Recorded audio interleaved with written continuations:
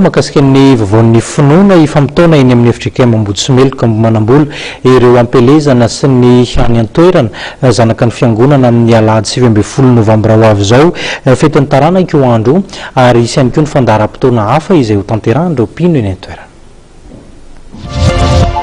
Amin'ny mahavanimpotoana akaiky ny faran'ny taona toy izao tsy vitsy no manatanteraka ireo fotoan-dehibe isan-karazany ny eny anivon'ny fiangonana kristianina, ao ny manatanteraka ny sakramentany batisa, maro ihany koa ny manararoatra ny manao mariazy ary ao ireo izay manatanteraka ireny atao hoe fetiny taranaka ireny.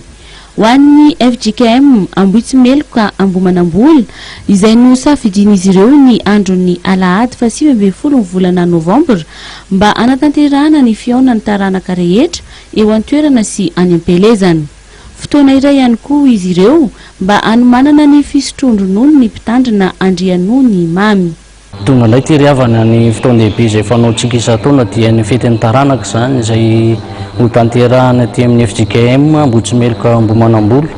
Izany dia ho tanterahana ny 25 ny volana novambra manomboka amin'ny 7 ora sasany maraina, koa manentana antsika taranaka rehetra sy ny zanakam-pelezana mba samy tonga maro aty an-tanindrazana amin'ny fotoana io satria zava-dehibe ny fahatongavanao aty an-tanindrazana mba ahafahantsika mampivoatra sy mampandroso ny fiangonana aty an-tanindrazana.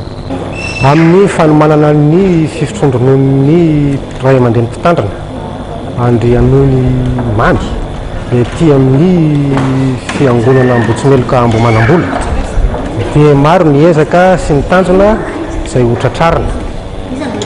Ny asa vadi-drano tsy vita tsy fanakonana ko manainga ny taranaka rehetra, ny vavaka sy ny mpino ato amin'ny fiangonana mbo hanao tongotra miara-mamindra sy soroka miara-milandra ho fiantsehana sy ho fanomanana izany fotoan-dehibe izany.